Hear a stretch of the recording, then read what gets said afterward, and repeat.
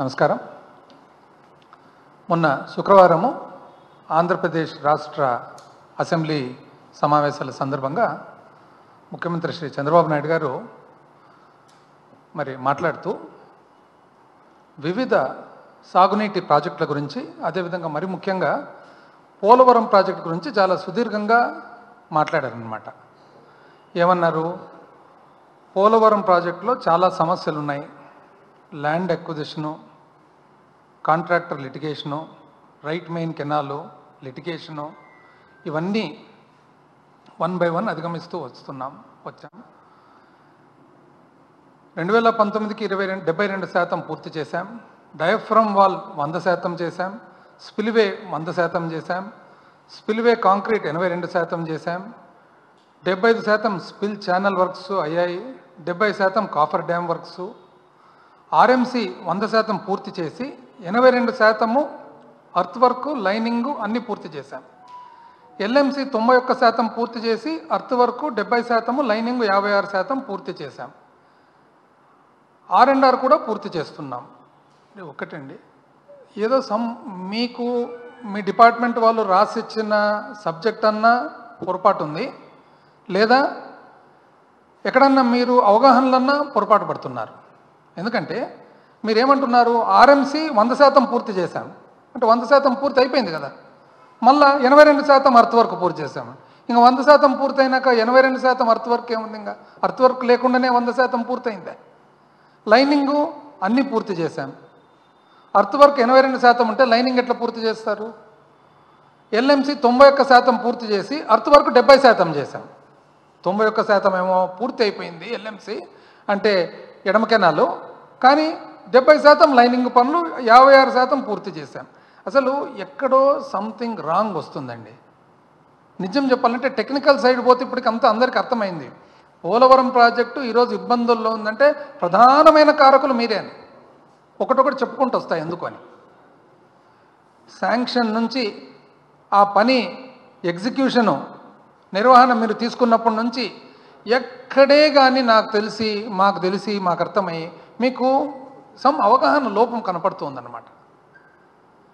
అసలు మీరు spill channel, మన ఇన్లెట్ ఛానల్, అవుట్లెట్ ఛానల్ పూర్తి కాకుండా, నదిని డైవర్ట్ చేయకుండా, మీరు కాఫర్ డ్యామ్ పూర్తి కాకుండా డయాఫ్రమ్ వాల్ ఎట్లా కట్టినారండి?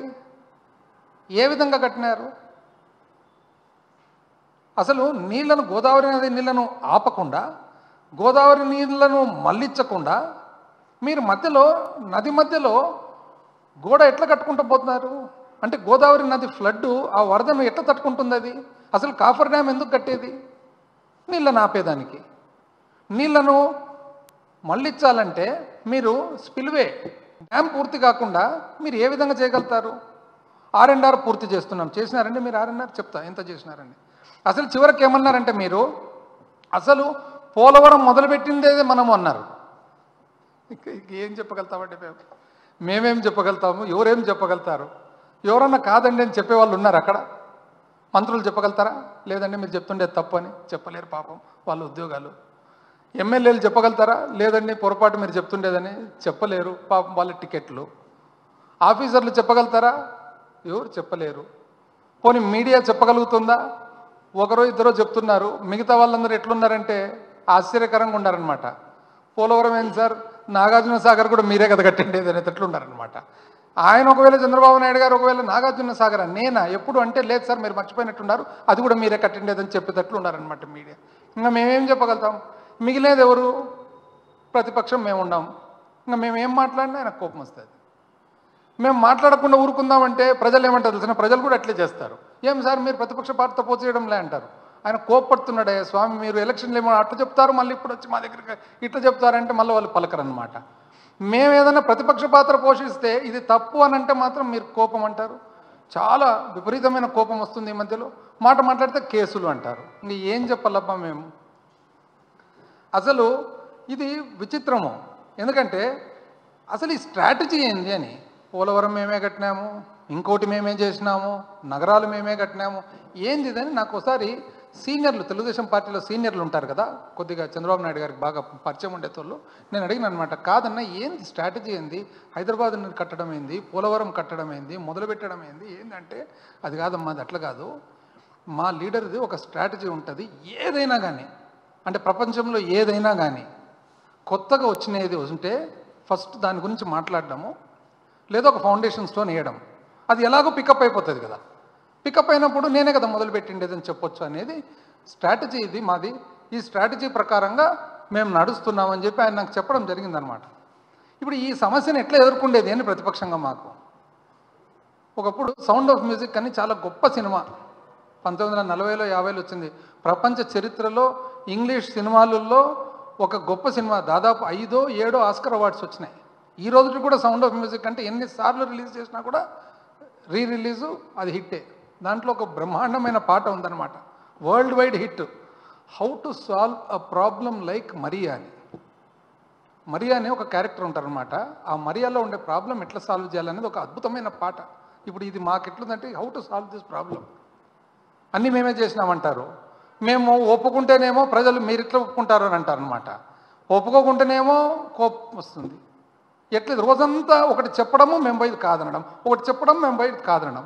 ఇది కాక మళ్ళీ కొత్తగా ఏమన్నా తెలిసిన, అసలు కుప్పంకి నీళ్ళు ఇచ్చినాము, ఇది నాకు సంతోషంగా ఉందని. ఎట్లండి, ఫిబ్రవరి 26, 2024 ఫిబ్రవరి 26వ తేదీ కుప్పానికి నీళ్ళు ఇచ్చిన మాట వాస్తవమా కాదా?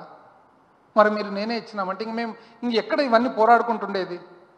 అసలు పోలవరం ప్రాజెక్టు విషయానికి వస్తే నిజం చెప్పాలంటే ఎప్పుడది 1941-42లో ఫస్ట్ కట్టాలని అనుకునేది. ఆ తర్వాత రాజశేఖర రెడ్డి గారు ముఖ్యమంత్రి అయ్యే వరకు ఏ ప్రోగ్రెస్ లేదు దాంట్లో. మధ్యలో ఒక్కసారి 1980లో అంజయ్య గారు ఒక ఫౌండేషన్ స్టోన్ వేయడం జరిగింది. రాజశేఖర రెడ్డి గారు ముఖ్యమంత్రి అయిన తర్వాత కాదా మొత్తం పోలవరం ప్రాజెక్ట్ పనులన్నీ స్టార్ట్ అయ్యిండేది? అసలు పర్యావరణ అనుమతి ఎప్పుడండి వచ్చిండేది? అక్టోబర్ 2005. మళ్ళా వన్యప్రాణుల రక్షణ అనుమతి ఎప్పుడండి వచ్చిండేది? జూలై 2006. పునరావాస ప్రణాళిక అనుమతి ఎప్పుడండి వచ్చిండేది? ఏప్రిల్ 2007. మరి సుప్రీంకోర్టు ద్వారా పాపికొండల వన్యప్రాణుల సంరక్షణ కేంద్రం మళ్లింపు అనుమతి ఎప్పటి నుండి వచ్చిండేది? సెప్టెంబర్ 2008. అటవీ శాఖ స్టేజ్ 1 మొదటి స్టేజు ఎప్పుడండి అనుమతి వచ్చిండేది? డిసెంబర్ 2008. కేంద్ర ప్రణాళికా శాఖ అనుమతి అండి ఎప్పుడు వచ్చిండేది? ప్లానింగ్ కమిషన్ అనుమతి ఫిబ్రవరి 2009. సిడబ్ల్యూసి సెంట్రల్ వాటర్ కమిషన్ సాంకేతిక అనుమతి అండి ఎప్పుడండి వచ్చిండేది? జనవరి 2009. కేంద్ర ఆర్థిక శాఖ కమిటీ అనుమతి ఎప్పుడండి వచ్చిండేది? ఫైనాన్స్ డిపార్ట్మెంటు మార్చి 2009. అటవీ శాఖ అనుమతి స్టేజ్ 2 ఎప్పుడండి వచ్చిండేది? జూలై 2010. కానీ మీరు చెప్తారు మీరే మొదలుపెట్టినారని. ఇంకా మేము ఏం చెప్పాలా, ఎవరికి చెప్పాలి?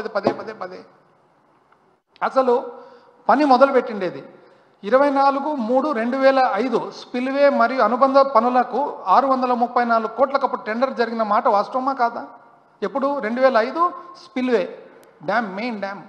అదేవిధంగా అర్త్కమ్ రాక్ఫిల్ డ్యాము, నది మీద ఉన్న డ్యాము 11/8/2006 అంటే ఆగస్టు 11, 2006 884 కోట్లకు టెండర్ జరగలేదండి.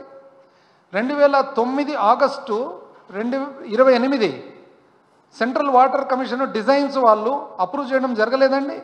అప్పుడు రాజశేఖర రెడ్డి గారు ఏమంటే హెడ్ వర్క్స్ వేరే, డ్యామ్ వర్క్స్ వేరే, ఇంకోటి వేరే, అన్ని 3 రకాల టెండర్లు అయితే ఇబ్బంది అవుతుంది నిర్వహణ అని చెప్పి అన్ని కలిపి ఒకటే టెండర్గా చేసిండేది వాస్తవమా కాదా?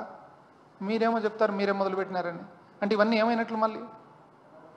అసలు కుడికాలువ పనులు చూస్తే అప్పట్లో ఒరిజినల్గా డిజైన్స్ కుడికాలువ 330 క్యూమెక్స్ పారకం ఉంటే ఇది చాలదు అని చెప్పి 496 క్యూమెక్స్కు మార్చినది రాజశేఖర రెడ్డి గారు కాదండి. అదేవిధంగా ఎడమ కాలువ పనులు చూసి 230 క్యూమెక్స్ ఉంటే దాన్ని 496 క్యూమెక్స్కు డిజైన్స్ మార్చిన మాట వాస్తవమా కాదా? ఎట్లండి ఇది? మేము ఏం చెప్పాలో కూడా అర్థం కావడం లేదు. ఇన్వెస్ట్మెంట్ క్లియరెన్స్ పెట్టుబడి అనుమతులు వచ్చేసి 25 ఫిబ్రవరి 2009 10,151 కోట్లకు ప్రభుత్వము అనుమతి పొందింది వాస్తవమా కాదా? కానీ మేమే చేసినామని అంటారు. ఏం చెప్పాలా? అసలు నిజం చెప్పాలంటే భూసేకరణ అండి, భూసేకరణ కుడికాలువ కుడి కాలువకు 2004 నుంచి 2014 మధ్యలో 10,628 ఎకరాలు, 10,628 ఎకరాలు అంటే మొత్తం ఎంత కావాలన్న భూమి 86% 2014 ముందనే భూసేకరణ అయిపోయింది. ఎంతకు చేసినారు? సగటు 3,67,000 ఎకరకు చేసినారు. 3,67,000 ఎకరకు చేస్తే మీరు 2014 నుంచి 19 వచ్చిన తర్వాత బ్యాలెన్స్ 14% చేసేదానికి 47 లక్షలు ఇచ్చినారు ఎకరకు. అప్పుడు 3,67,000 ఇస్తే మీరు 47 లక్షలు ఇస్తారు. ఎందుకనేది మీకు తెలుసు, ప్రజలకు తెలుసు. ఎడమ కాలువ చూస్తే 2004 నుంచి 2014 10,343 ఎకరాలు, 10,343 ఎకరాలు అంటే 98% భూసేకరణ అయిపోయింది. ఎంత? 2,30,000 ప్రకారం. మీరు వచ్చినాక బ్యాలెన్స్ కొద్దిగా ఎంత? 95 ఎకరాలు. ఓన్లీ 95 ఎకరాలు మీరు చేసిండేది. ఎంత అంటే 1% కంటే తక్కువ. 98% ఇప్పుడు జరిగిపోతే 1% కంటే తక్కువ మీరు చేసిండేది 9,37,000. కానీ మీరు చెప్తారు పోలవరం మీరే మొదలుపెట్టినారని. నిజం చెప్పండి, పోలవరం డ్యామేజ్ అంతా మీ వల్ల కాదండి అయినది.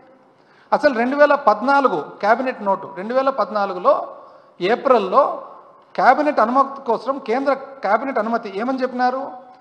ఈ పోలవరం ప్రాజెక్టు దాంట్లో ఉన్న ముఖ్య అంశాలన్నీ చెబుతూ దీంట్లో అతి ముఖ్యమైన అంశాల్లో ఒకటి 23 టీఎంసీ త్రాగునీటి కోసము వైజాగ్ నగరానికి, అనకాపల్లికు, ఇతర గ్రామాలకు, మరి వైజాగ్లో ఉన్న స్టీల్ ప్లాంట్ కోసం 24 టీఎంసీ ఇంచుమించు కావాలని రాస్తే మీరు దాన్ని వదిలిపెట్టుకున్నారు. వాస్తవమా కాదా? మీరు వదిలిపెట్టేస్తున్నారు. మళ్ళీ మేము వచ్చి పునరుద్ధరించాల్సి వచ్చింది. అసలు మీరు పేజ్ నెంబర్ 17కు పోండి. క్యాబినెట్ అనుమతిలో ఏమంటారు? దాంట్లో 5,135 కోట్లు ఇప్పటికే ఖర్చు అయిందని. అంటే ఎప్పటికీ 2014కే 5,135 కోట్లు ఖర్చు అయిందంటే ఎవరు ఖర్చు పెట్టినట్లు? ప్రభుత్వం కాదండి ఖర్చు పెట్టినది. మీరేం చెప్తారంటే మీరే పోలవరం మొదలు పెట్టినామని సింపుల్గా చెప్పేస్తున్నారు.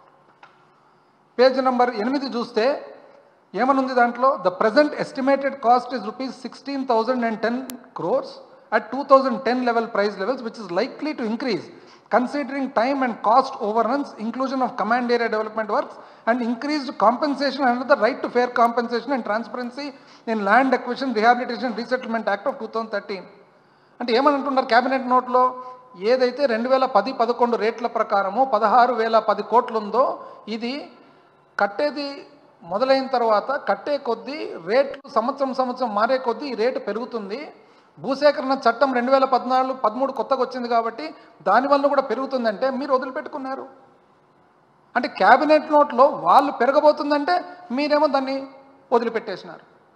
ఆ తర్వాత ఫైనల్గా క్యాబినెట్ అప్రూవల్ కోసం పోయినప్పుడు ఏమనుందండి? bearing all further expenses on Polavaram project and that of the authority by the central government out of the grants made under the scheme for the national as a special dispensation. అంటే పారా number 5.3 ఏదైతే నేను ఇంతకుముందు చదివినానో దాని ప్రకారంగా ఒక ప్రత్యేకమైన పునర్వ్యవస్థీకరణ చట్టంలో భాగంగా ప్రత్యేకమైన పరిస్థితుల్లో ఈ ఆమోదం తెలుపుతున్నామని కేంద్ర ప్రభుత్వం వాళ్ళు ఒప్పుకుంటుంటే మీరేం చేసినారు? మీరు పోయి ఇది ఈ క్యాబినెట్ నోట్ అంతా కూడా ఇది కేంద్ర ప్రాజెక్ట్ కాబట్టి పునర్వ్యవస్థీకరణ చట్టంలో ఒక ముఖ్యమైన భాగం కాబట్టి కేంద్రం ఇదంతా నిర్వహిస్తుంది అంటే మీరు పోయి కాదు వద్దు ఇది మేము చేసుకుంటామన్నారు. మీరు చేసుకుంటే ఎంతైనా కానీ మీరు పెంచే అవకాశం ఉంది రేట్లను అని వాళ్ళు ఎప్పుడైతే అభ్యంతరం వ్యక్తం చేసినారో మీరేం చేసినారు? అతిపెద్ద చారిత్రక తప్పు చేసినారు. ఏమా తప్పు అంటే మీరు 2013-14 రేట్లకు 2010-11 క్వాంటిటీస్కు మీరు తాగునీటి భాగము వదిలిపెడుతూ మీరు 16,000 కోట్లకు మీరు ఒప్పుకొని వచ్చినారు. అంతేనా కాదా? అంతే. మీరు అప్పట్లో అరుణ్ జైట్లీ గారితో ఒక స్పెషల్ ఒప్పందం చేసుకున్నారు. ఎప్పుడు? 8 సెప్టెంబర్ 2016. 8 సెప్టెంబర్ 2016లో మీరు ఒప్పందం ఏం చేసుకున్నారు? The central government will fund the Polavaram irrigation project in the following manner. It will provide 100% of the remaining cost of the irrigation component only. ఒక 2000 for the period starting from 1/4/2014 April 2014 తర్వాత జరిగే ఖర్చుకు only నీటిపారుదలకు మాత్రము సంబంధించిన ఖర్చు అంటే మీరు భూసేకరణ మీద అవసరం ఉంటుంది డబ్బులు అనేది వదిలిపెట్టేసినారు. వైజాగ్ కోర్ పంపించాల్సిన ఏదైతే నీళ్లు తాగునీళ్ళు మరి స్టీల్ ప్లాంట్ నీళ్లు మర్చిపోయినారు. మీరు కేవలం ప్రాజెక్టు నిర్వహణ మీ చేతికి దక్కించుకోవాలని చెప్పి చారిత్రక తప్పు చేసి వచ్చి దాన్ని తీసేదానికి మాకు 5 సంవత్సరాలు పట్టింది. అది కాక అంత చాలక 15 మార్చి 2017 మళ్ళీ PIB press information bureau government of India cabinet ఏమని funding of 100% of the remaining cost of the irrigation component only of the Polavaram project for the period starting from 1/4/2014 to the extent of the cost of the irrigation component on that date. ఏ రోజు అప్పటికి ఉన్న ఏదైతే నీటిపారుదలకు సంబంధించినది మాత్రమే. అంటే రానుపోను project కట్టే కొద్దీ భూసేకరణ మర్చిపోయినారు. భూసేకరణకు అయ్యే వేల కోట్ల అవసరం మర్చిపోయినారు. రేట్లు సంవత్సరం పెరుగుతుంది అనేది మర్చిపోయినారు. దాన్ని వదిలిపెట్టినారు, లేదా తెలిసి కూడా వదిలిపెట్టినారు. కేవలం ప్రాజెక్ట్ నిర్వహణ చేజిక్కించుకునే దానికి ఏం చేసినారు మీరు చేజిక్కించుకున్న తర్వాత? అంటే ఈరోజు 50,000 కోట్లు ఇంచుమించు ఖర్చు అయ్యే ప్రాజెక్టు మీరు 20,000 కోట్లకు ఒప్పుకొని వచ్చినారు. 20,000 కోట్ల నుంచి ఈరోజు 50,000 కోట్లకు పెంచినది ఎవరండి? మేము కదా. చదవమంటారు ఎట్లెట్లా పెంచినాం అనేది చెప్తా. ఎట్లా పెంచినాం, ఎంత కష్టపడినాం, మీరు చేసిన తప్పును ఈ సరిదిద్దేదానికి ఎంత కష్టమైనది నేను చెప్తా. మేము పోయి కేంద్ర ప్రభుత్వం దగ్గర పోయి ప్రభుత్వం ఏర్పాటు చేసుకున్న తర్వాత ముఖ్యమంత్రి గారు పోయి జగన్మోహన్ రెడ్డి గారు ప్రధానమంత్రి గారితో ఆర్థిక శాఖ మంత్రి గారితో ఎన్నోసార్లు జలవనరుల శాఖ మంత్రి గారితో ఎన్నోసార్లు చెప్పి చాలా ముఖ్యమండి మా రాష్ట్రానికి ఇది జీవనాడి, ఇది లేకుంటే ఎట్లా, అసలు పునర్వ్యవస్థీకరణ జరగడమే మాకు అన్యాయము, అందులో మళ్ళీ ఇది కూడా లేకుంటే ఎట్లా అని అంటే 1కి 10 సార్లు తిరిగిన తర్వాత ప్రాజెక్టును మూసేసిన ఫైలు వాళ్ళు ఒకటే చెప్పినారు, ఇది అయిపోయింది, మీ ప్రభుత్వం రాష్ట్ర ప్రభుత్వం ఒప్పందం చేసుకొని వెళ్ళిపోయినారు, మళ్ళీ ప్రతిసారి దాన్ని ఫైల్ ఓపెన్ చేయడానికి రాదంటే మేము ఎన్నోసార్లు ప్రాధేయపడి చెప్పి చేసి అప్పుడు అడుగుతుండనమాట, ఎందుకు పోతాడు ముఖ్యమంత్రి ఢిల్లీ కంటే ఇందుకే ఇట్లాంటి పనులకే జగన్మోహన్ రెడ్డి గారు ఢిల్లీకి పోయినది. పోయిన తర్వాత ఆడికి పోయి చేసిన తర్వాత దాన్ని 2 ఫేజ్లుగా మార్చి 41.15 ఒక ఫేసు, 45.72 మీటర్లు ఒక ఫేజ్ పెట్టి మొదటి ఫేజ్లో 2వ ఫేజ్ వరకు కూడా ప్రాజెక్టు కట్టేటట్లు భూసేకరణ మాత్రము 2 సంవత్సరాలు నీళ్లు నింపిన తర్వాత 3వ సంవత్సరం 2వ విడత భూసేకరణ చేసేటట్లు ఒప్పందం చేసుకొని వచ్చినాం. చెప్పంటారు ఎట్లానే? ఫస్ట్ ఎంతో కరస్పాండెన్స్లో ఇదొకటి. ఎప్పుడు ఇది 22/12/2021 22/12/2021 ఎక్కడండి? పోలవరం ప్రాజెక్ట్ అథారిటీ నుంచి పోలవరం ప్రాజెక్ట్ అథారిటీకి సెంట్రల్ వాటర్ కమిషన్ రాసిన ఉత్తరం 24/12/2021 అంటే 21 సంవత్సరం. ఎవరు? గవర్నమెంట్ ఆఫ్ ఆంధ్రప్రదేశ్ ప్రభుత్వము మన ఎవరైతే జలవనరుల శాఖ సెక్రటరీ ఉన్నారో సెక్రటరీ ఎవరికి రాసిండేది? మన మినిస్ట్రీ ఆఫ్ జలశక్తి న్యూఢిల్లీ రాసిండేది 20 నవంబర్ 2021. ఎవరికి రాసిండేది ఇది? జాయింట్ కమిషనర్ జలశక్తికి రాసిండేది ఎవరు? రాసిండేది వచ్చేసి member secretary Polavaram project authority 11 November 2021. ఇది ఎవరికి రాసిండేది? సెక్రటరీ అంటే మన ఆంధ్రప్రదేశ్ రాష్ట్ర ప్రభుత్వము పోలవరం ప్రాజెక్ట్ అథారిటీకి రాసిన ఉత్తరం. ఇవన్నీ ఏంటివి? ఇవన్నీ ఎట్లంటే 41.15 లెవెల్కు ఈ లాభాలు ఉంటాయి, 45.72 లెవెల్కు ఈ లాభాలు ఉంటాయి. దయచేసి ఇమ్మీడియట్గా పని ఈ కొత్త రేట్ల ప్రకారం దీన్ని చూడండి. ఆ తర్వాత 10 జనవరి 2022 ఎవరండి? ఆంధ్రప్రదేశ్ ప్రభుత్వం ఎవరికి రాసినారు? పోలవరం ప్రాజెక్ట్ అథారిటీకి. ఏమని? ఇంక్లూజన్ ఆఫ్ వాటర్ కాంపోనెంట్ అంటే వైజాగ్కు సంబంధించిన 7,000 కోట్ల నీటి తాగునీటి ఏదైతే భాగం ఉందో అది శాంక్షన్ ఇవ్వండి, మన వాళ్ళు వదిలిపెట్టుకునేది అంటే 2014-19 వదిలిపెట్టుకునేది. ఆ తర్వాత జనవరి 20, 2022 ఎవరండి ఇది రాసిండేది? సెంట్రల్ వాటర్ కమిషన్కు CWCకి రాసిండేది ఎవరు? రాసిండేది వచ్చేసి మెంబర్ సెక్రటరీ PPA. దేని గురించి ఇది? 41.15లో లాభాలేమి, 45.72లో లాభాలేమి అని చెప్పి. అదేవిధంగా 17 ఫిబ్రవరి 2022 ఆంధ్రప్రదేశ్ రాష్ట్ర ప్రభుత్వము పోలవరం ప్రాజెక్ట్ అథారిటీకి రాసిండేది సేమ్ అదే. ఇవన్నీ రాసి 10 సార్లు 20 సార్లు తిరిగిన తర్వాత ఒప్పించిన తర్వాత ఫైనల్గా జూన్ 5, 2023లో ఏదైతే అంతకుముందు ప్రభుత్వం 2014 నుంచి 19 ప్రభుత్వము పోలవరం ప్రాజెక్టు వదిలిపెట్టినారో ఇంచుమించు దాన్ని మళ్ళీ ఫైల్ ఓపెన్ చేసేదానికి అప్పుడు కేంద్ర ప్రభుత్వం ముందుకొచ్చి ఈ విధంగా ఈ కొత్త ఏదైతే కొత్త అవసరం ఉందో 41.15 లెవెల్కు 12,911 కోట్లు. 12,911 కోట్లు ఎందుకంటే కొత్త రేట్లకు, అదేవిధంగా వైజాగ్కు సంబంధించిన తాగునీటి కాంపనెంట్ ఏదైతే ఉందో ఇవన్నీ కలిపి, ఇది డయాఫ్రామ్ వాల్ అయిన డ్యామేజ్ ఇవన్నీ కలిపి 12,918 కోట్లు ఇచ్చేదానికి ఆమోదం తెలిపింది. ఆమోదం తెలిపిన తర్వాత క్యాబినెట్కి పోయింది. క్యాబినెట్ ఎప్పుడండి పోయిండేది? క్యాబినెట్కి పోయిన దాంట్లో ఇది పిఐబి నోటు. క్యాబినెట్ నోట్ ఎప్పుడు? జనవరి 2024. ఎవరండి ప్రభుత్వం అప్పుడు? జనవరి 2024. జనవరి 24లో వెరీ క్లియర్గా PIB memorandum revised cost estimate of phase 1 మొదటి ఫేజ్లో ఏమనుంది? దాంట్లో proposal seeks approval of public investment board for additional funding for phase 1. అంటే 12,911 కోట్లు అడిషనల్ ఫండింగ్ కోసం క్యాబినెట్కు పోయే పిఐబి నోటు. దీంట్లో ఏమనుందంటే మొట్టమొదట యాక్చువల్గా 2005-06 రేట్ల ప్రకారము 10,151 కోట్లు ఉంది. ఆ తర్వాత మళ్ళీ 2010-11 రేట్ల ప్రకారం 16,010 కోట్లు ఉంది. అయితే 2017-18 రేట్ల ప్రకారం చూస్తే 47,725 కోట్లు అవసరం ఉంటుంది. ఎందుకంటే భూసేకరణ చట్టం వచ్చింది కాబట్టి. ఇవన్నీ రాసేటప్పుడు ఇంత లోపల 2016లో మీరు పోయి 20,000 కోట్లకు ఒప్పుకొని వచ్చిన వలన కాదండి ఇదంతా. ఆ రోజు మీరు నిర్వహణ తీసుకోకుండా కేంద్ర ప్రభుత్వాన్ని నిర్వహించమని అంటే ఈ ప్రాబ్లం ఉండేదే అసలు. తీసుకున్న తర్వాత ఫైనల్గా ఫేజ్ 1 కోసము 41.15 లెవెల్కు the government of Andhra Pradesh has submitted the revised cost estimate for phase 1 of PIP for 36,500 crores. అయితే దాన్ని 30,436 కోట్లకు మొదటి ఫేజ్కు ఒప్పుకుంది. అంటే 12,911 కోట్లు అదనంగా ఫస్ట్ ఫేజ్కి తేవాల్సి వచ్చింది. మీరేమన్నారు ఆ రోజు? ఫేజ్ 1 ఎట్లయితే దాంట్లోనే రండి పేజ్ 3లో ఏమనుంది? The phase 1 of the project propose to be complete March 2026కు ఫేజ్ 1 పూర్తి కావాలి. Phase 2 of the reservoir shall be filled up to full reservoir level of 45.72 మీటర్లు అంటే 150 అడుగులు. And balance land acquisition R&R along with corresponding remaining project component shall be carried out. అంటే మేము ఎట్లా మాట్లాడుకొని వచ్చినాము?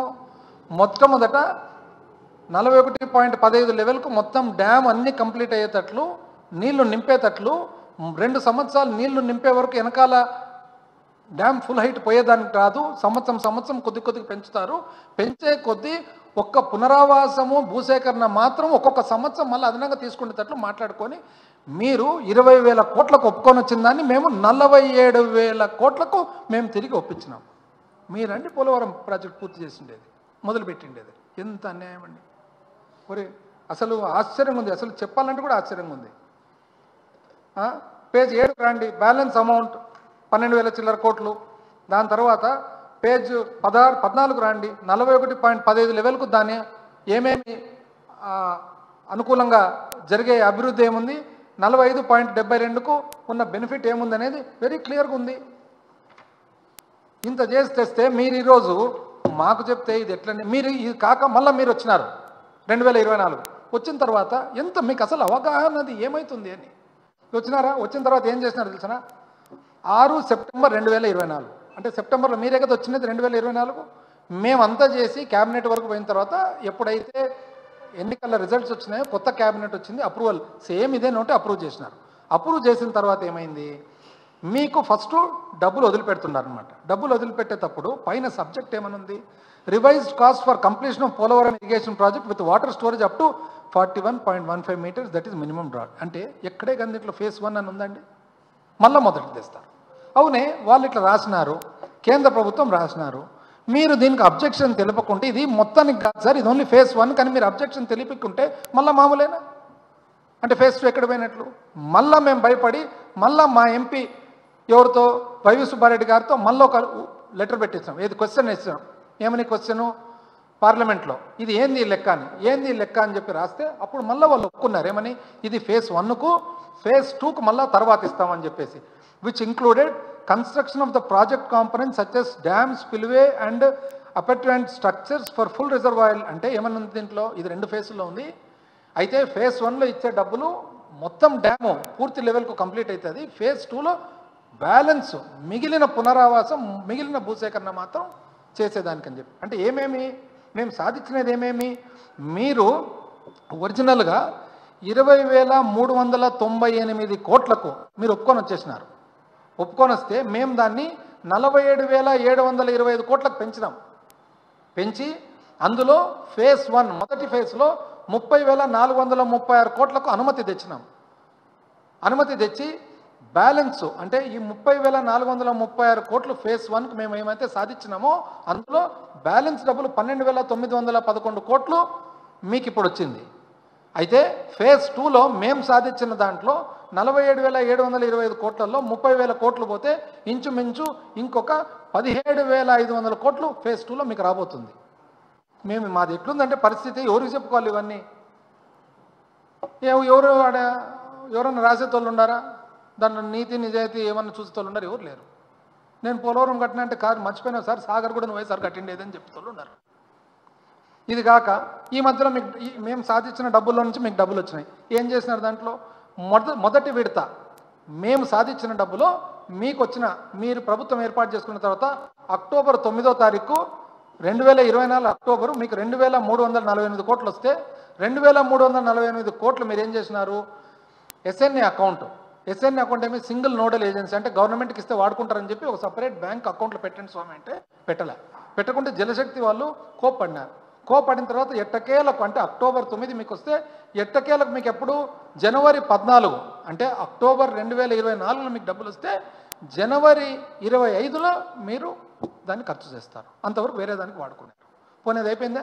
రెండో విడత. ఆ రెండో విడత ఎక్కడి నుంచి వచ్చింది? మేము సాధించినది. మీకు ఎప్పుడు వచ్చింది? అది మార్చి 12 వచ్చింది. మార్చి 12 ఎంత వచ్చింది? 2,700 కోట్లు వచ్చింది. 2,700 కోట్లు మీకు వస్తే 200 కోట్లు దాన్ని పోలవరానికి వాడి 2,500 కోట్లు మాత్రం పక్కకు మళ్ళీ ఇచ్చినారు. ఇప్పటి వరకు ఎక్కడ ఉండేది తెలియదు. 2,500 కోట్లు మళ్ళీ రెండో విడత మళ్ళీ ఇచ్చినారు. ఎవరికి చెప్పాలండి ఇవన్నీ? ఇంకా ఏం చేయాలనో దానితో మళ్ళీ ఇప్పుడు కొత్తగా 5 ఏళ్లలో 60,000 కోట్లు సాగునీటి ప్రాజెక్టులకు ఖర్చు చేస్తాం. హంద్రి నివా నీళ్లు తీసుకువెళ్ళి కుప్పం ప్రజలకు రుణం. ఎట్లండి?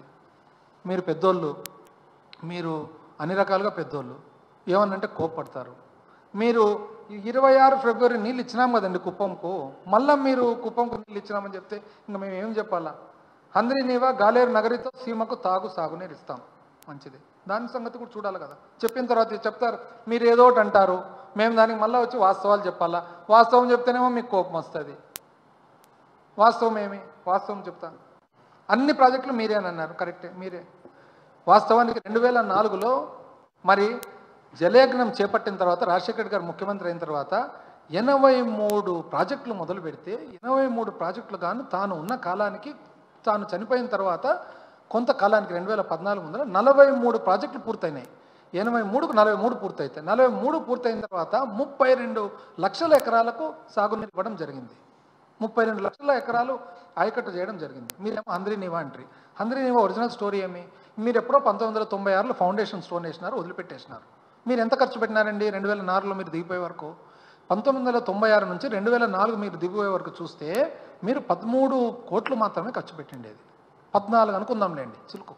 14 కోట్లు దేనికి ఖర్చు పెట్టినారంటే మీరు 14 కోట్లు మీరు ఖర్చు పెట్టిండేది బహిరంగ సభలకు, ఉద్యోగుల జీతాలకు.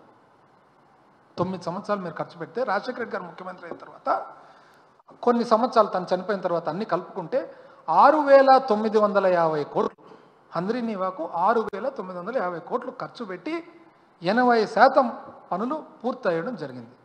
శ్రీశైలం నుంచి 795 అడుగులకే లెవెల్కే ముచ్చుమర్రి దగ్గర ఆగస్టు 31, 2007 పంపింగ్ స్టార్ట్ చేయడం జరిగింది. మీరు చూస్తే హంద్రి నీవా నేనే చేసిన అంటారు. అంటే ఎక్కడ 14 కోట్లు, ఎక్కడ 6,950 కోట్లు, ఎక్కడ ఆగస్టు 31, 2007? ఏం చెప్పాలి ఇంకా దీనికి? మేము వెలుగొండ అయితే 1996, అది కూడా మీరు ఎంట్రీ. వెలుగొండ ప్రాజెక్టు మీరు ఫౌండేషన్ స్టోర్ 1996లో వేస్తే 1 రూపాయి ఖర్చు పెట్టలే. ఖర్చు పెట్టిన రాజశేఖర రెడ్డి గారు ముఖ్యమంత్రి అయిన తర్వాత 3,580 కోట్లు అప్పట్లో ఖర్చు పెట్టి మేజర్ పోర్షన్, ఒక సింహభాగం పనులన్నీ కూడా పూర్తి చేయడం జరిగిందనమాట. ఆ తర్వాత జగన్మోహన్ రెడ్డి గారు ముఖ్యమంత్రి అయిన తర్వాత 1000 చిల్లర కోట్లు ఖర్చు పెట్టి వెలుగొండ టన్నల్, ఇంచుమించు ఆసియాలో ఒక పెద్ద టన్నల్, అది పూర్తి చేయడం జరిగింది. వాస్తవమా కాదా? అదేవిధంగా మీరేం చేసినారని మాకు ప్రశ్న. మాకు 1 సంవత్సరం మీ బాధ, 2 సంవత్సరాలు కోవిడ్ బాధ, మిగిలినది 2 సంవత్సరాలు. 2 సంవత్సరాలు మేము చేసిన దాంట్లో చెప్తా. మిగిలిపోయిన జలేఖనం పనులలో జగన్మోహన్ రెడ్డి గారు ముఖ్యమంత్రి అయిన తర్వాత సంగం బ్యారేజ్ పూర్తి చేయడం జరగలేదా? నెల్లూరు బ్యారేజ్ పూర్తి చేయడం జరగలేదా? గాలేరు నగరి పనులు జరగలేదా? వెలుగొండ సొరంగాలు పూర్తి కాలేదా? పులిచింతల, సోమశిల, కందలేరు, చిత్రావతి, గండికోట, బ్రహ్మసాగర్ పునరావాసం జరగలేదా? ఎన్ని కోట్లని పునరావాసానికి ఖర్చు పెట్టిండేది? మరి ఈ పీరియడ్లో కొత్తగా 5 లక్షల కోట్లకు నీళ్ళు ఇచ్చిన మాట వాస్తవమా కాదా? మీరేం చేసినారని ప్రశ్న చెప్తే ఏం మేము గొంతు చుంచుకొని చెప్పాల్సిందే కానీ చెప్పేతోళ్ళు ఎవరు, రాసేతోళ్ళు ఎవరు లేదు. ఇది కాక ఈ మధ్యలోనే కొత్తగా రైతులకు సంబంధించినది యూరియా ఇష్యూ. యూరియా అయితే ఒకవైపు ఏమంటున్నారు, అసలు భయభ్రాంతులు అంటారు చూడు, భయభ్రాంతులు సృష్టిస్తున్నట్లు రైతుల ముసుగులో రాజకీయం చేస్తే ఖబర్దార్, మనుషుల పశువుల తప్పుడు వార్తలు రాస్తే ఖబర్దార్ ఈనాడు. ఒక పక్క మళ్ళా బుధవారం నాటికి రాష్ట్రంలో 94,895 వేసుకుందాంలే, బుధవారం నాటికి రాష్ట్రంలో 95,000 టన్నులు అందుబాటులో ఉంది. వచ్చే 10 రోజుల్లో 30,000 టన్నులు వస్తుంది. అంటే అప్పుడు ఎంత అయినట్లు? 95, 30, 125 ప్లస్ తాజాగా 53,000 టన్నులు మళ్ళీ కేటం ఇస్తాను అనింది. అప్పుడు ఎంత అయినట్లు? ఒక 95,000 వేసుకుందాము, ఒక 30, 125, ఒక 55 వేసుకుందాంలే, 180. కానీ 2,70,000 టన్నులు అందుబాటులోకి వచ్చింది అంటారు. ఏంది లెక్కలేండి అని మీరే చెప్తారు. ఆడ చూస్తే ఆ లెక్కలు, ఈడ చూస్తే ఈ లెక్కలు. 2,70,000 టన్నులు ఉంది అని మీరే అంటారు, 95,000 ఈరోజు చేతిలో ఉందని మీరే అంటున్నారు, 30 వస్తుంది అని అంటున్నారు, 50 శాంక్షన్ అయింది అని అంటున్నారు. కానీ రైతుల ముసుగులో రాజకీయం చేస్తే ఖబర్దార్. మేమేం చేసినామండి? ప్రతిపక్ష పార్టీ రైతుల తరఫున పోయి మాట్లాడాలన్నా లేదా వద్దా? దాన్ని ఏదన్నా సవరణ చేస్తే సరిపోతుంది కదా, ప్రతిపక్షమే ఉండకూడదు అసలు అని చెప్పేసి. మళ్ళీ ఇది ఏబిఎన్ ఫేక్ల పని పడతాం, రైతుల ముసుగులో వైసీపీ రాజకీయం, ఎరువుల రవాణాను అడ్డుకుంటుంది. ఎవరు అడ్డుకుంటున్నారండి? అడ్డుకుంటే తోలు ఎవరు చెప్తాను, నేను చెప్తా ఎవరు అడ్డుకుంటున్నారు. ఇది దాని తర్వాత ఈ ఇటుపక్క చూస్తేనేమో కలెక్టర్ కాన్ఫరెన్స్లో యూరియాపై ఏమని సరఫరాలో విఫలమయ్యాం, కలెక్టర్ల సదులో సీఎం చంద్రబాబు గారు. మీరే చెప్తున్నారు ఒకవైపు సరఫరాలో విఫలమైపోయినామని. ఈనాడు యూరియా వాడకం తగ్గిస్తే బస్తాకు 800 ఇస్తాం. ఎందుకు ఈ కన్ఫ్యూజను అని. ఇప్పుడు మేమేం చేసినాము, అయ్యా తక్కువ ఉంది అని అన్నాం. తక్కువ ఉంది అని అంటే మీరు ఒప్పుకోరు. కొంతమంది ఆర్డీఓకు పెద్ద ఆర్డీఓకు ఒక రైతుల తరఫున రిప్రజెంటేషన్ ఇచ్చేదానికి పోతే మొత్తం ఇక్కడికక్కడ ఆపి ఆంక్షలు విధించి ఎవరెవరికి. కన్నబాబు గారు ఫార్మర్ అగ్రికల్చర్ మినిస్టర్, ఆయన 3 సంవత్సరాలు వ్యవసాయ శాఖ మంత్రిగా ఉన్నారు. ఆయన బయటకు వస్తానంటే ఇంటి బయటకు వచ్చిన చూడు, నీ మీద నువ్వు పొరపాటున ఏమైనా జరిగినంటే ఇవన్నీ నేను లోపలికి వేస్తానని చెప్పి భయపడిస్తారు. కాకాని గోవర్ధన్ ఆయన ఫార్మర్ అగ్రికల్చర్ మినిస్టర్, ఆయనకు అదే పరిస్థితే. ఆయన ఇరిగేషన్ మినిస్టర్ పాపం అంబటి రాంబాబు, ఆయనకు అదే పరిస్థితే. ఆయన పాపము అనంత వెంకటరామరెడ్డి గారు 3 సార్లు పాపం ఎంపీగా చేసినారు, ఎమ్మెల్యేగా చేసినారు, మొత్తం వాళ్ళ ఇంట్లో 10 సార్లు ఇప్పటికి ఎలక్షన్లు, ఆయనకు అదే పరిస్థితే. పోనీ ఇది నిజమా కాదని చూస్తే ఎక్కడన్నా చూడండి, ఫోటోలు చూడండి, ఎరువుల కష్టాలు. ఏది ఘంటసాల మండలం లంకిపల్లె, ఇది చూడండి, క్యూ చూడండి, ఇది తప్ప అంటే మనం చెప్తే వస్తారా క్యూ ఇట్లా ఎక్కడన్నా కానీ. నెక్స్ట్ అదేవిధంగా ఘంటసాల మండలం లంకిపల్లె, పార్వతీపురం మన్యం, పార్వతీపురం. అదేవిధంగా విజయనగరం ఎస్కోట, అదేవిధంగా రాజాం, ఎస్కోట రాజాం. అదేవిధంగా అనకాపల్లి, తుమ్మపాలెము, తూర్పుగోదావరి జిల్లా తాళ్లపూడి. చూడండి, ఎవరైనా చూస్తే ఎలక్షన్లు ఏమో అనుకుంటారు క్యూలో నిలబడినది, కానిస్టేబుల్ మళ్ళీ పక్కన ఇట్టో ఎలక్షన్ మాదిరి ఉంది ఇది. ఈ విధంగా చూసుకుంటూ పోతే ఏలూరు నూజివీడు, చూడండి ఏలూరు నూజివీడు. ఆ తర్వాత గొల్లపూడి ఎన్టీఆర్ జిల్లా, గుంటూరు జిల్లా రేపల్లె, పామరు, సోమందేపల్లె సత్యసాయి జిల్లా, అన్నమయ్య జిల్లా. క్యూ చూడండి, అసలు ఇది చూడండి, చిత్తూరు జిల్లా కుప్పం, ఇది చూడండి కుప్పం. సేమ్ ఎలక్షన్లో పోలింగ్ క్యూ మాత్రం లేదు ఇది. మేమేమని చెప్తే కోప్పడతారు. ఏమన్నా మేము ఒక పక్క వర్షం పడుతుంటే పాపం పట్టుకొని ఉన్నారన్నమాట. యాక్చువల్గా జర్నీ ఏం చెప్తున్నా, ఒకటేమో తక్కువ ఉంది, తక్కువ ఉండేది కాక ఇంకోటి కూడా చేసినారు. ఆ వచ్చిన తక్కువ ఏం చేశానంటే, అంటే ఒక రకంగా మీకు యూరియా మీరు తెప్పించుకునేది తక్కువ, వచ్చినది తక్కువ, మీరు కీలకమైన పాత్ర పోషిస్తున్నారు. కేంద్ర ప్రభుత్వాన్ని మీరు గట్టిగా అడిగితే ఎట్లా ఇవ్వకుండా పోతారండి? మీ ఆధారమే కదా. ఒకవేళ కేంద్ర ప్రభుత్వం వేరే విధంగా ఆలోచన చేసినా మీ మీద ఆధారపడినారు కాబట్టి మీరు ఏం చెప్తే అది చేయాల్సిందే.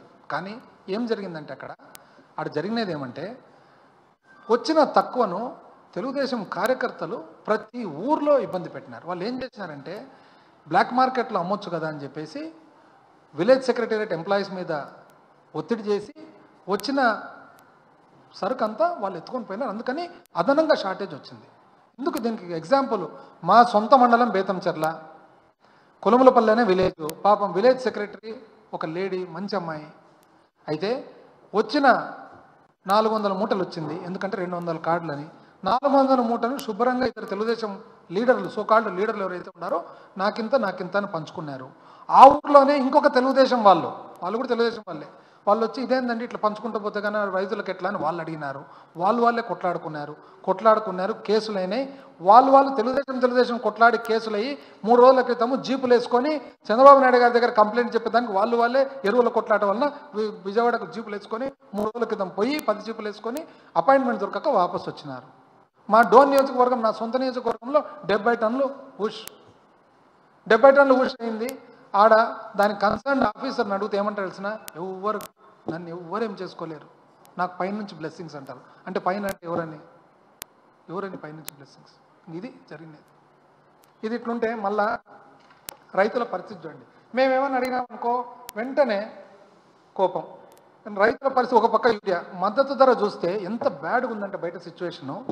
మద్దతు ధర చూస్తే అసలు మిరప అయితే 2023-24 మిరప మద్దతు ధర 7,000 ఉన్నింది. కానీ దక్కిన ధర ఎంత? 21,000 నుంచి 27,000 మిరప. సరే సైక్లిక్. మీ టైంలో మద్దతు ధర, ఇప్పుడు మద్దతు ధర లేదు. ఇప్పుడు మీరు ఎంత ఉంది రేటు? 2,500 నుంచి 8,000. ఎక్కడ 21,000 27,000, ఎక్కడ 2,500 2,000. పత్తి అయితే మద్దతు ధర 2023-24లో 7,020 రూపాయలు. దక్కిన ధర, రైతుకు వచ్చిన ధర 9,500 నుంచి 10,600 వరకు. ఇప్పుడు మద్దతు ధర 7,521, కానీ వచ్చిన రేటు 4,000 నుంచి 5,800. అంటే మద్దతు ధర ఎందుకు అమలు కావడం లేదంటే మీరు ప్రొక్యూర్మెంట్ చేస్తేనా? మద్దతు ధర అనేది ఎప్పుడు అమలులోకి వస్తుంది? ఎప్పుడు దాని విలువ? గవర్నమెంట్ మద్దతు ధరకు కొంటే మార్కెట్ ధర ఆ రేటుకు వస్తుంది. మీరు కొనకుంటే ఎక్కడైనా జరుగుతుందో ప్రొక్యూర్మెంట్ అసలు? అప్పుడైతే పండగ మాదిరి 2019 నుంచి 2024 పండగ టైపు. వేరుశనగ అప్పట్లో 6,377 మద్దతు ధర, కానీ దక్కిన ధర 6,500 నుంచి 7,500. ఇప్పుడు మద్దతు ధర 6,783 అయితే దక్కిన ధర 4,415 నుంచి 5,000. అంటే 2023-24 చూస్తే ఏదన్నా చూడండి మద్దతు ధర కంటే కూడా దక్కిన ధర ఎక్కువ ఉంది రైతుకు. ఇప్పుడు అన్ని చోట్ల కూడా మద్దతు కంటే దక్కిన ధర తక్కువ ఉంది. ఎందుకంటే మీరు ప్రొక్యూర్మెంట్ చేస్తుంటేనా? ఇప్పుడు ఇది మేము చేసిన ప్రొక్యూర్మెంట్ చెప్తా. 2019-20 నుంచి 23-24 చూస్తే అసలు శనగ, పప్పు శనగ చూడండి ఏంది 3 విడతలుగా 2019-20 నుంచి 23-24 చూస్తే ఇంచుమించు నాఫెడ్ ద్వారా 1,42,155 మంది రైతులతో, మరి సబ్వెన్షన్ అంటే ప్రభుత్వం సహాయము 29,000 మంది, 262 29,000 అనుకోండి. మరి మార్క్ఫెడ్ ద్వారా 32,650 మంది. అంటే ఎంతమంది అండి? 2 లక్షల మంది పైన రైతులకు ఇంచుమించు ఎంత? 1,470, 119, 2,000 అంటే ఇంచుమించు 1,750 కోట్లు ఓన్లీ శనగకే. మొక్కజొన్నకైతే ఎంత? 1,50,000 మంది రైతులకు ఎంత? 9,84,000 టన్నులు కొనడం. ఎంత? 2,180 కోట్లు. ఇది ప్రొక్యూర్మెంట్ అంటే. ఇప్పుడు ఏమైనా ప్రొక్యూర్మెంట్ వినపడుతుందా ప్రొక్యూర్మెంట్ అని? అసలు ఎన్నికల నాటికి మీరేం చెప్తారు? అప్పుడు 2014 మొత్తం రుణమంతా మాఫీ ఎంట్రీ, ఇంకోటి ఎంట్రీ చేసినది ఏముందండి దాంట్లో? ఏమైనా చేస్తారా? మీరు చేసింది అరకొర చేసి దానికి తోడు స్కేల్ ఆఫ్ ఫైనాన్స్ అని చెప్పి రైతులకు పుట్టే అప్పు కూడా పుట్టకుండా చేస్తారు. ఇప్పుడు అదే సేమ్ థింగ్ వైఎస్ఆర్సీపీ ప్రభుత్వం వచ్చిన తర్వాత జగన్మోహన్ రెడ్డి గారు ముఖ్యమంత్రిగా ఉన్నప్పుడు వైఎస్ఆర్ రైతు భరోసా ఎంత ఇచ్చిండేది? 2019-20 46,70,000 రైతులు, 46,70,000 రైతులు, 6,173 కోట్లు. అదేవిధంగా చూసుకుంటూ పోతే ఎంతమంది రైతులు 46,70,000 2020-21లో 51,60,000 రైతులు, 2021-22లో 52,38,000 రైతులు, అదేవిధంగా 2023-24 వచ్చేటప్పటికి 53,58,000 అంటే టోటల్ 34,288 కోట్లు ఇవ్వడం జరిగింది. కౌలుదారులకైతే అసలు కౌలు రైతులకైతే ఎవరైనా పట్టించుకున్నారు ఇంతకుముందు? కౌలు రైతులు మీరు చూడండి, సిసిఆర్సి కార్డ్స్ కౌలు రైతుల కార్డులు ఇచ్చినది 2019-20 2,72,500 మంది, 2021 వచ్చేటప్పటికి 4,14,770 మంది, 21-22 వచ్చేటప్పటికి 5,24,200 మంది, 2023-24 వచ్చేటప్పటికి 8,31,000 అంటే 8,32,000 మంది కౌలు రైతుల కార్డ్స్ ఇచ్చి వాళ్ళకి ఇచ్చిన బీమా అసలు కోట్లు బీమా, పంట నష్ట పరిహారము కోట్లు అంటే మొత్తం మీద బీమానే 731 కోటి బీమా, 424 కోట్లు పంట నష్ట పరిహారం ఎవరు? కౌలు రైతులకు. అదేవిధంగా కౌలు రైతులకు పెట్టుబడి సాయం చూస్తే మొత్తము 5,56,000 మంది కౌలు రైతులకు ఇంచుమించు 751 కోటి. పంటల బీమా అండి, మీరు ఎప్పుడైనా అసలు బీమా తీసేసినారే, రైతు బీమానే మీరు కట్టడంలే. బీమా కట్టకుంటే పాపం రైతుకి ఎట్లా రావాలా బీమా? ఏం చేయాలి? రైతు బీమా కావాలంటే ఆయన పోయి బ్యాంకులన్నా కట్ చేసుకోవాలా, లేకుంటే ఆయనన్నా పోయి కట్టాలా. ఈ రెండా ఏటివేనా ఇవి? ఎంత బీమా కట్టడం? బీమా మొత్తము 3,411 కోట్లు ప్రభుత్వం కట్టింది 30 లక్షల మందికి బీమా. అసలు బీమా మొత్తం మనము గడిచిన 5 ఏళ్లలో మనం బీమా చూస్తే అది కాదు, అది కౌలు. ఇది మొత్తం గడిచిన 5 ఏళ్లలో 2019 నుంచి 2022 వరకు చూస్తే 54 లక్షల ఇంచుమించు 50,000 మంది రైతులకు 7,800 కోట్ల బీమా, 7,800 కోట్ల బీమా. ఇవన్నీ అసలు చెప్తున్నా. అంతకుముందు 3,000 చిల్లర వాళ్ళది, మనం కట్టిండేది ఎంత? 7,800 కోట్లు మనం కట్టినాం. అది వాళ్ళ రైతులకు వచ్చిండేది, మనం కట్టిండేది. ఇవన్నీ చూసుకుంటూ పోతే అసలు రైతుల పరిస్థితి చూస్తే చాలా ఆందోళనకరంగా. ఇది ఇట్లా ఉండగా మళ్ళీ కలెక్టర్ల కాన్ఫరెన్స్ ఏమంటారు? జీడిపి స్థూల ఉత్పత్తి 10.5% పెరిగింది, అదేవిధంగా కేంద్ర ప్రభుత్వం కంటే బాగుంది. నిజమా? ఇది చూడాలి కదా, నిజమా కాదా అని. నిజం ఏమంటే యాక్చువల్గా వాస్తవం ఏమంటే వీళ్ళు చెప్పేదేమి 3 నెలలకు స్థూల ఉత్పత్తి అంట. ఎక్కడన్నా 3 నెలలకు స్థూల ఉత్పత్తి అది ఏందో ఫిగరు, క్వార్టర్లీ ఫిగర్. అది నిజంగా చెప్పేదానికి వీలవుతుందండి ఎక్కడైనా కానీ? మామూలుగా స్థూల ఉత్పత్తి అనేది ఈరోజు ఇస్తే అడ్వాన్స్ ఎస్టిమేటు, వచ్చే సంవత్సరము ఫస్ట్ రివైజ్డ్ ఎస్టిమేటు, ఆ తర్వాత సెకండ్ రివైజ్డ్ ఎస్టిమేట్, ఫైనల్ అంటే ఈరోజు తీసుకున్న ఎస్టిమేట్ 3వ సంవత్సరం ఫిగర్ వస్తుంది. 3 నెలలు చూసుకొని కేంద్ర ప్రభుత్వం కంటే మాది బాగుందని చెప్పి చప్పట్లు కొడతారు. పోనీ బాగుందని అనుకున్నప్పుడు నిజం చెప్పాలంటే దాని ప్రకారము ఒకవేళ మీదంటూ బాగుంటే దాని ప్రకారంగా ఆదాయం కూడా పెరగాలి కదా రాష్ట్రానికి. ఆదాయం ఎక్కడ పెరుగుతుందండి? ఇప్పుడు 2019 నుంచి 24 మా ప్రభుత్వంలో మాకు స్థూల ఉత్పత్తి ఏ విధంగా పెరిగింది? 9.98% పెరిగింది.